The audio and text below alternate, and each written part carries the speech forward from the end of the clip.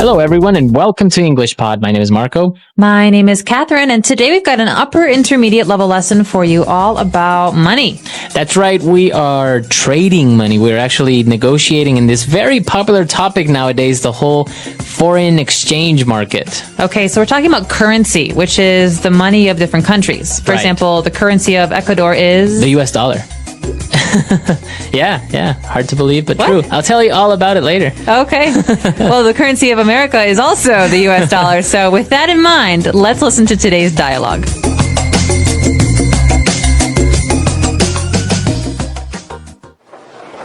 Hey, John, I haven't seen you in ages. What's new? What have you been up to? Pete, nice to see you. Well, on top of the norm, wife and kids and work, I've actually gotten into doing some trading. Trading? You big guy? What are you trading? Currencies. Currencies? As in euros, dollars, pounds, and rupees? It's called Forex, foreign exchange. The great thing about it is that I don't have to invest a huge amount. I put in a margin deposit and then I can buy and sell up to 100 times that much. I don't understand. You're buying and selling money? You got it. Just last night, I made $150. Last night? Yeah, it's a 24-hour market. I bought some renminbi earlier at a low asking price, but last night it appreciated drastically. So I made a split-second decision and sold all of my RMB at an amazing bid. I've also done some trading with Swiss francs and Australian dollars and Hong Kong dollars. I've made some good profits, but I've also suffered some losses. It depends on a lot of factors, just like any other market.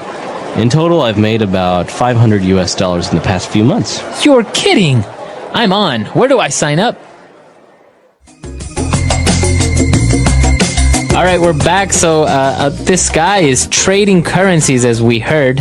And, well, we're going to talk about a lot of the specific vocab that he used about this topic. So why don't we take a look at some of those now in Language Takeaway. Language Takeaway. Well, the first thing I think we should talk about is one of the first things that he says, actually. Peter says, I haven't seen you in ages. I haven't seen you in ages, right. So, obviously, he hasn't seen him in a long time, and that's what in ages means. That's right. So, we haven't seen each other in ages. So, what other ways can we use in ages, or the word ages? Well, you could actually say, it's been ages. So that means it's been a long time. It's been a long time, or we haven't gone out for ages. Okay, so then you can use it with four ages. 4 ages, in ages. So the key word here is ages, which means a long time. Long time. Okay.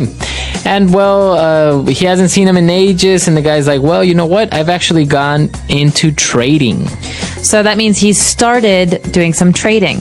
Right. Now, trading is a very broad word because you can trade, as in this case, currencies, which is basically to buy and sell currencies. But you could also trade stocks, right? You can trade stocks, or even people that are involved in import-export. They are involved in trading. Trading. So basically, trading is buying and selling something. Right. So you're trading. You are exchanging a product for money, or money for a product. But the difference is you're not actually making any products. Right. Okay, so that's called trading. You're not really manufacturing anything. You're just exchanging goods and services and money. All right. So that's for trading. Now, moving on, he was explaining how the foreign exchange market works. And he says, I don't have to invest a huge amount. I put in a margin deposit, and then I can buy and sell up to 100 times that much. So, Marco, here's the question. What is a margin deposit? Because a deposit is basically money that you invest somewhere or that you pay in. Right. Well, basically, a margin deposit is like a percentage. So he basically puts in a percentage of what he intends to buy. So, for example, a margin deposit of $1,000 might be $1 or $10. Okay, so maybe if it's $10, you're talking about a 1% margin. Exactly.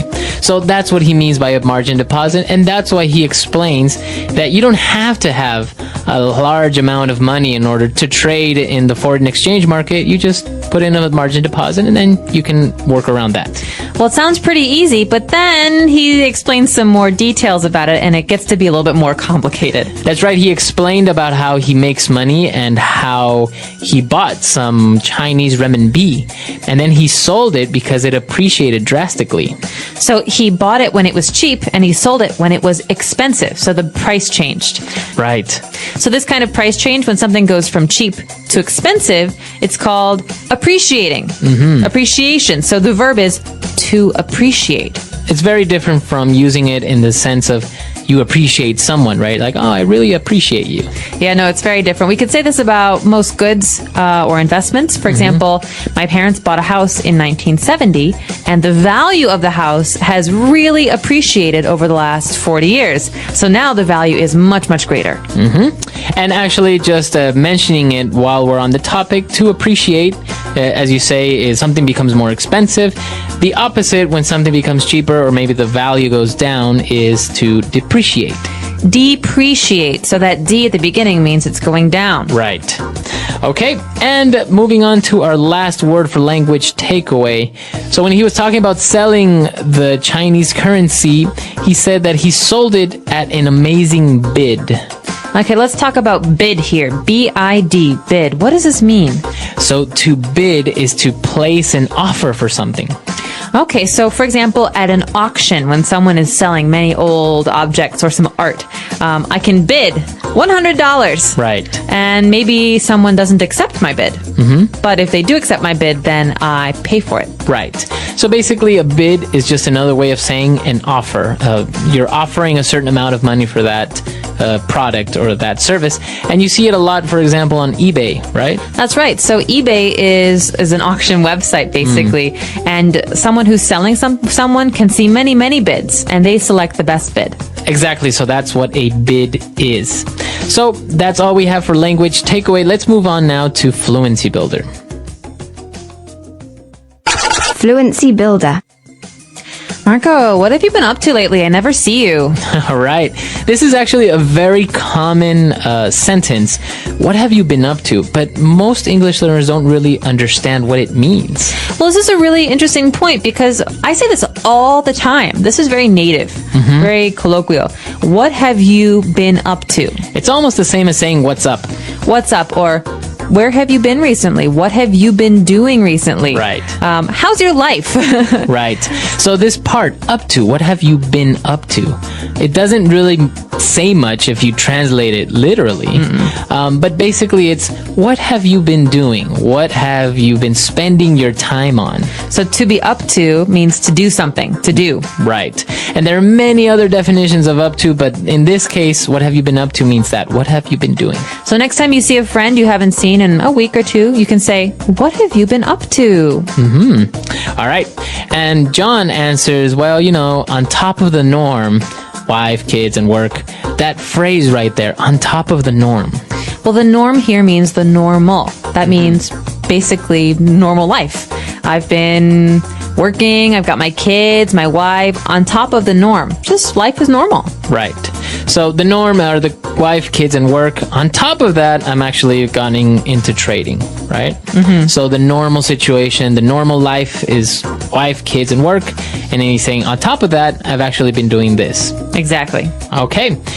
And now moving on to when he's explaining again the market and the currencies, he talked about an asking price. Okay, asking price. This is, remember we were talking about bids? We could say that someone has an asking price, which is the price they would like to receive for an object or a service that they are selling. And so, for example, I'm going to sell my desk. My asking price is $100, $100. Maybe you don't want to pay that much, but my asking price is the way that I'm going to start. That's how much I want for it. Right. So that's your asking price. That's how much you ideally want to sell it for, but you can negotiate. You are willing to accept maybe a lower offer. Exactly. Okay. And what is our last phrase? A split-second decision. This is really, really important. These words go together very often. Split second and decision. Okay, so that basically means that you made a very quick decision. That's right. Split second, very fast. It's almost like it's less than a second. And so a split second decision means a decision in no time. It's very, very quick. So we can actually mix split second with other things, right? For example, so maybe you can say he reacted in a split second and avoided the crash. Okay, so good for him. He reacted quickly enough to avoid the accident. That's right. So split second, very fast, very quickly. A split second decision, a decision that was made very fast. Okay, so that's all we have for Fluency Builder. Why don't we go back, listen to this dialogue one more time, and we'll be back to talk a little bit more.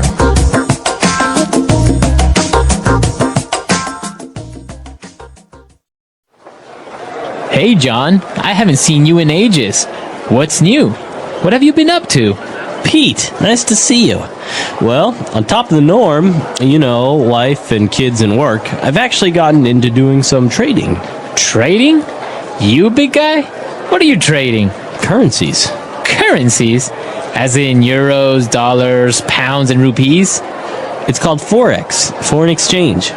The great thing about it is that I don't have to invest a huge amount. I put in a margin deposit and then I can buy and sell up to 100 times that much. I don't understand. You're buying and selling money? You got it. Just last night I made $150. Last night? Yeah, it's a 24-hour market. I'd bought some renminbi earlier at a low asking price, but last night it appreciated drastically. So I made a split-second decision and sold all of my RMB at an amazing bid. I've also done some trading with Swiss francs and Australian dollars and Hong Kong dollars. I've made some good profits, but I've also suffered some losses. It depends on a lot of factors, just like any other market. In total, I've made about $500 in the past few months. You're kidding! I'm on. Where do I sign up?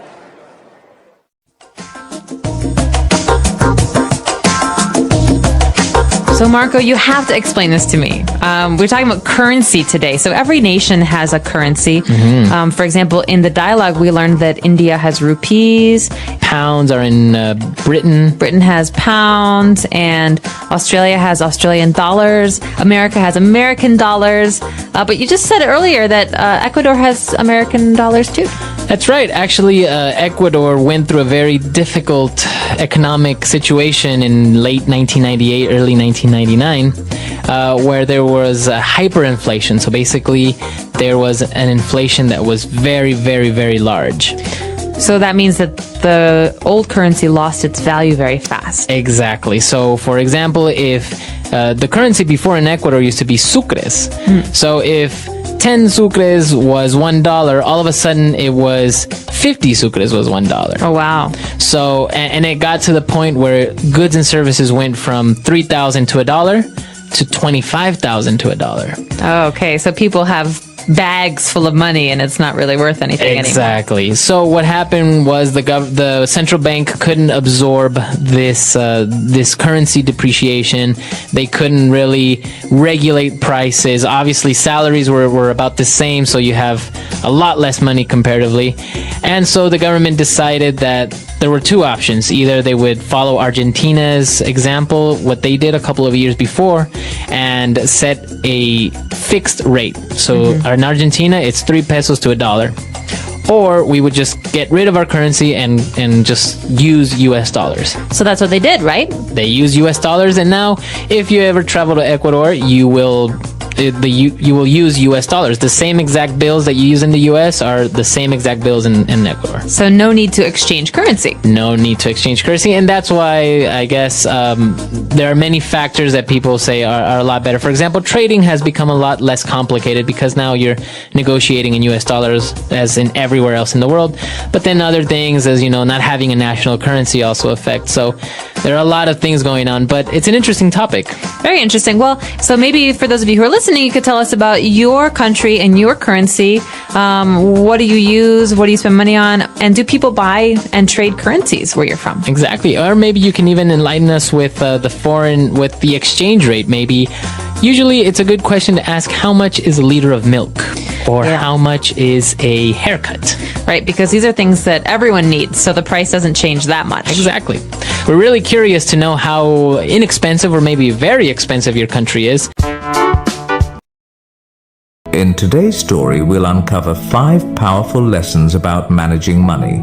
Lessons you might not learn in school but are crucial for achieving financial success. As we dive into Sam's journey, we'll also learn some new words and see how to use them in sentences. This will help us practice English in a fun and easy way. So, stay with us till the end. Once upon a time, in a bustling little town, there lived a 27-year-old man named Sam. One afternoon, he sat on the side of the road, lost in thought. Despite working hard for 5 years, his life hadn't improved. Sam wondered if there was a way to escape poverty and achieve true wealth. As he strolled by a grand mansion, something compelled him to step past the tall iron gate without permission. Little did he know, this daring act would lead him to a life-changing lesson about money. From afar, he saw an elderly man sitting on a garden bench with a cup of coffee in hand. This man was Mr. Hayes, the mansion's owner, a wealthy but humble and generous soul. Sam approached him, politely apologizing. "I'm sorry for entering without permission, Mr. Hayes." Recognizing Sam, Mr. Hayes was surprised by his sudden visit but welcomed him kindly, curious to know why he had come. Sam took a seat beside Mr. Hayes and began, "Sir, I've worked for 5 years, earning a decent wage, yet my life hasn't changed. I don't splurge, but I just can't seem to get ahead. Do you have any advice on how someone like me could become wealthy?" With a warm smile, Mr. Hayes replied, "Anyone can achieve wealth, Sam, including you." He continued, "I'll share 5 principles about money that you won't learn in school. Follow these carefully, and I assure you, you'll find yourself on the path to financial success." Eagerly, Sam listened as Mr. Hayes began. "The first rule," Mr. Hayes said, "is to spend less than you earn. This is the foundation. If you don't master this, you can't move on to the other steps. For example, if you make $5,000 a month, set aside at least $2,000. If it's $3,000, save $1,000. Avoid expenses that exceed your income, whether loans or gambling. Even with a 6-figure salary, without this rule, you'll remain in debt." Sam nodded thoughtfully, absorbing each word. Mr. Hayes took a calm sip of his coffee and continued. "The second rule is to have an emergency fund. Life is unpredictable. Car repairs, a leaky roof, or even layoffs can happen at any time. Without an emergency fund, you're forced to borrow or sell assets at a loss, which restricts your options and adds stress. Think of it as your safety net, protecting your finances when unexpected events arise." Sam nodded again, appreciating the wisdom in this approach. Let's get to the third lesson, which is investing. Now, people like you might feel unsure about investing in a business or stock since you may not have much knowledge. So, the best investment you can make right now is in yourself. Curious, Sam asked. "How, sir?" Mr. Hayes continued, "Take your skill set, whether it's carpentry, plumbing, or customer service. Invest your time, energy, and money into mastering it further. Learn where your boss sources materials or explore ways to market your services better. Use some of your savings to improve your expertise, attend courses, buy tools, or read relevant books." Realizing the value of these words, Sam looked at Mr. Hayes with newfound determination, regretting he hadn't learned this sooner. Mr. Hayes continued with the fourth lesson. "Now that you're gaining skills, it's time to start earning more. Once you've honed your abilities, maybe you'll start your own business and your income will grow. You're no longer paid per hour but earn based on what you produce. The harder you work, the more you earn." The sky was getting darker, yet Sam felt no urge to leave. He was eager to learn the final principle. Mr. Hayes looked at him and said, "And finally, the fifth lesson, create passive income. When you've applied the first 4 principles, You should have extra money. Now, it's time to let your money work for you. You can invest in property, start a rental business, buy a franchise, or research other sources of passive income. Think carefully and choose wisely. How about it, Sam? Are you ready to take on these lessons? Mr. Hayes asked, ending the conversation with a gentle smile. Brimming with excitement, Sam replied, I used to just go to work, save a little, and hope for wealth to come my way. But I now understand that there's a real strategy, and I'm thankful, sir, for the invaluable guidance. Today we learned new words and sentences through this story about wealth and financial wisdom. Remember, learning English can be fun when you practice regularly. So, keep listening, learning, and growing. Make sure to like, comment, and share how this story helped you improve your English. Thank you for watching, and I'll see you in the next story, where we'll continue learning together. The English Pod Audio Review. Listen to the meaning, then say the vocabulary word. Something is usual or expected. Norm. The money that a country uses. Currency. The sum of money required to reinstate. Margin deposit. Taking effect rapidly. Drastically. Very quickly. Just a second. Split second. An offer to pay a particular amount of money. Bid. Let's try that faster. The sum of money required to reinstate. Margin deposit. Something is usual or expected. Norm. Very quickly. Just a second. Split second. An offer to pay a particular amount of money. Bid. Taking effect rapidly. Drastically. The money that a country uses. Currency. Now say the word and hear it in a sentence. Norm. What's the norm in this company concerning protocol? Norm. This is the norm, so you'd better get used to it. Norm.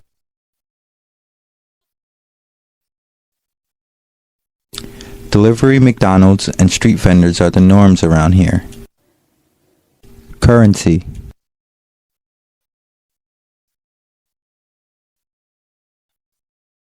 Before I went to France, I had to change some of my Canadian currency into euros. Currency. What's the currency in this country? Currency.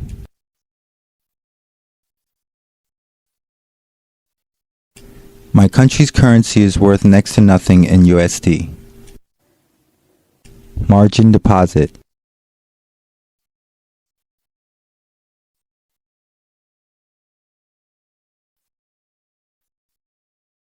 He decided to start with a margin deposit of GBP 100.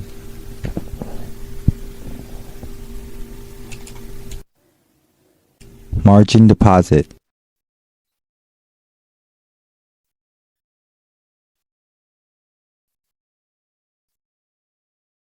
I can't believe that I can trade with USD 1 million deposit when I've only put in a margin deposit of USD 10,000. Margin deposit.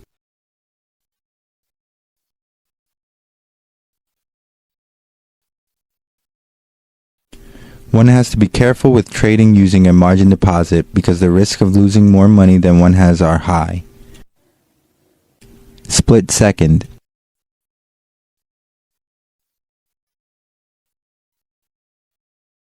The gang members were closing in on me fast, so I made a split-second decision to run instead of fight. Split second.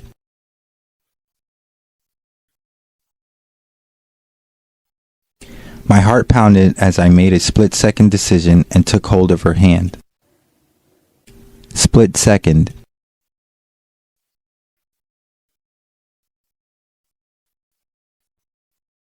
My split-second decision to try a trick on my bicycle in order to impress my friends didn't end well. Bid.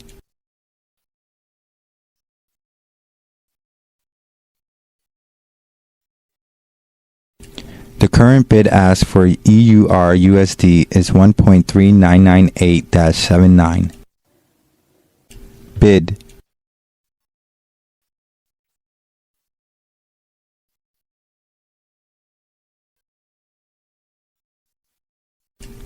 I bought euros at an ask of $1.4235 and sold British pounds at a bid of $1.5001. Bid.